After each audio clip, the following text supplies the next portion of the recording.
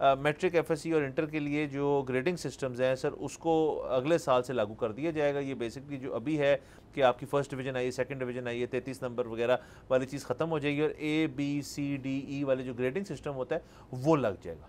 जी sir, वो जो अभी 5th 6th 7th क्लास के बच्चे हैं उनको तो मुबारक हो, उसकी वजह ये कि उनके पास टाइम है, जब तक वो मैट्रिक में आएंगे स्ट्रीमलाइन हो चुका होगा। जिन्होंने एग्जैक्टली अगले साल ही पर्चा देना है उनके साथ मैं अफसोस का इजहार करता हूँ, क्योंकि जाहिर है जिस तरह से आपने कहा कोई भी जब आप नई चीज़ करते हो तो उसके टीदिंग प्रॉब्लम होते हैं। जो भी जनरेशन उसमें से गुजर रही होती है वो उसको बेचारे को सफ़र करना पड़ता है। सो जाहिर है अगर पूरी IB सिस्टम का अगर ये वाला है, अगर OA लेवल्स में ये सिस्टम चलता है तो इट्स अबाउट टाइम के मैट्रिक FA को इस पर आ जाना चाहिए था। जाहिर है सर, आप देखें दुनिया भर के अंदर आप फिर लोगों से इंटरेक्ट करते हैं और जाहिर है ये गुफ्तगू होती होगी जी आप कैसे स्टूडेंट थे। वो तो अब आप ये तो नहीं ये कहें किसी को मैं फर्स्ट डिवीजन स्टूडेंट था, ये हमेशा अब तो ये होता है मैं A ग्रेड स्टूडेंट एक लफ्ज़ है, B ग्रेड स्टूडेंट भी एक लफ्ज़ है।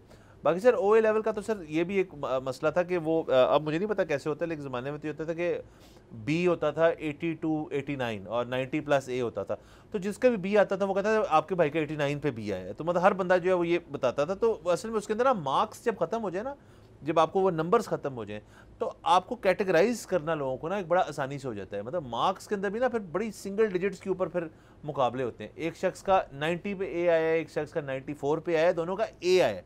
सो वो आपको रूम बड़ा मिल जाता है और ज़ाहिर है घर वालों को भी मिल जाता है सर रूम बड़ा, कि घर वाले कहते हैं कि जी वो फलाने कज़न के तो इसके अंदर 96 नंबर आए थे, तुम्हारे 90 आए हैं, तुम्हें शर्म नहीं आती, तुम मुझसे ज़्यादा लायक हो। तो जब दोनों का A होगा तो टेंशन कोई नहीं होगी। बिल्कुल सर, वो वैसे भी होता ही है ना कि कोई सब्जेक्ट 200 नंबर का होता है, कोई 100 का होता है, कोई 50 का होता है। तो उसमें जब आप नंबर बताते हो ना अगेन और बाहर जाके बताते हो, मुझे तो पता है कि मैट्रिक में कौन सा सब्जेक्ट किसका और BA में कितने नंबर्स हैं, बाहर जाके बताते हो बड़ा कंफ्यूजिंग हो जाता है। तो ये जो ग्रेड बताना है ना ये बड़ा आसान है, तो वो क्योंकि वो तो उस हिसाब से मार्किंग होनी है। तो इसलिए ये अबाउट टाइम ये होना चाहिए था। वो और बात है कि अभी जिनको फौरी तौर पे बारी आ गई है, इनके जब वो बनेंगे कन्वर्जन बनेंगे, इनके जब आगे दाखिले होने होंगे तो एक दफ़ा मैं बता रहा हूँ कि अजाब मच जाएगा। लेकिन ये तो फिर होता है, अब इसका क्या किया। हाँ सर होता है। और सर देखिए मैं तो वैसे भी ये जो एंड ऑफ ईयर एग्जामिनेशंस है ना, मैं उसके सख्त खिलाफ हूँ। ये जो यूनिवर्सिटियों और कॉलेजों का सिस्टम है ज़्यादातर का वो है कि जी आप क्वार्टरली रखें ताकि बंदा फ्रेश रहे।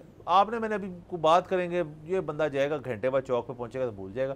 तो नेशंस जो है आपको साल में 1 ना रखें या 2 ना रखें, कंसिस्टेंट होने। सब्सक्राइब करें और बेल दबाएं ताकि कोई खबर रह न जाए।